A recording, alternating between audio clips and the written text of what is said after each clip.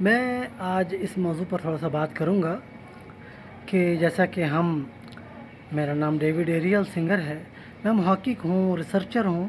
ہم لوگ عورتوں میں سے نبی اور پیغمبر مانتے ہیں۔ تو دیکھیے، اس بات کو سمجھنے کی ضرورت ہے کہ ہم لوگ صرف اور صرف قرآن پاک سے ہم ہر بات کو اخذ کرتے ہیں، اور اس بات کو سمجھ لینے کی ضرورت ہے کہ ہم حدیث پاک کو اس لیے بھی نہیں مانتے کہ ہم حدیث پاک کا احترام کرتے ہیں۔ محمد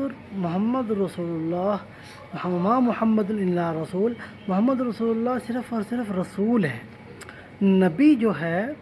وہ ہوتا ہے، جو پہلے بھی میں نے اس پہ تشریح کر دی ہوئی ہے، نبی وہ جو ہوتا ہے جو پچھلی شریعت کو لے کے چل رہا ہو، اور رسول وہ جو ہوتا ہے جو نئی شریعت پیش کرے۔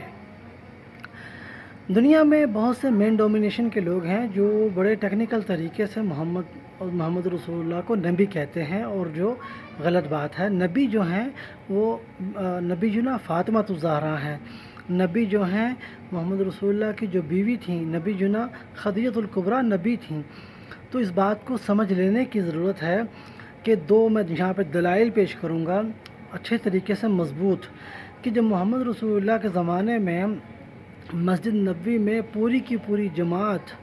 ٹھیک ہے، اور کعبہ میں بھی پوری کی پوری جماعت ان کے ساتھ ہوا کرتی تھی کاتب وحی کے نام سے، جس میں محمد رسول اللہ جو ضروری بات ہوا کرتے تھے وہ لکھوا دیا کرتے تھے، اور ہمارے تھے کہ باقی باتیں غیر ضروری ہیں، وہ لکھنے کی ضرورت نہیں ہے۔ اس بات کو سمجھ لینے کی ضرورت ہے۔ اور دوسری بات یہ ہے کہ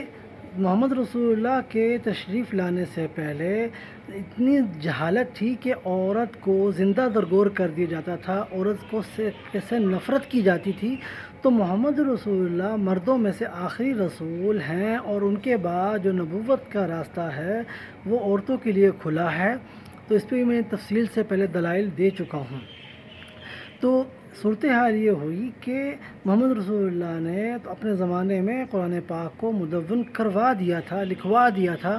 لیکن بعد میں 200 سال کے بعد رشیا کے ایک مولوی بخاری صاحب نے جو حدیث پاک لکھی ہیں، تو ہم لفظ حدیث کیا کہ احترام ضرور کرتے ہیں، لیکن ہم اس پہ اعتماد اس لیے نہیں کرتے، یقین اس لیے نہیں کرتے کہ بہت سے مین ڈومینیشن کے لوگوں نے عورت کو پھر غلام کرنے کی کوشش کی ہے، جبکہ قرآن یہ کہتا ہے کہ عورت کوئی عام چیز نہیں ہے، اور اگر شادی ہو سکتی ہے تو ایک ہو سکتی ہے، اللہ تعدلوا فواحدہ، اور اگر دوسری کر سکتے ہو او ما ملکت، یعنی کہ وہ غلامی ہو سکتی ہے، اور اسی طریقے سے ٹائم پرچیز کر سکتے ہیں، موتا ہو سکتا ہے، موقت ہو سکتا ہے، مسیار ہو سکتا ہے، ما ملکت ہو سکتا ہے، یہ چیزیں، لیکن جو نکاح دائمی ہے وہ ایک ہی ہو سکتا ہے۔ اور اس کے ساتھ ساتھ واضح میں کرتا چلوں کہ اور نکاح کرنے کے لیے جو مہر قرآن نے بتایا ہے وہ ہے 10 سال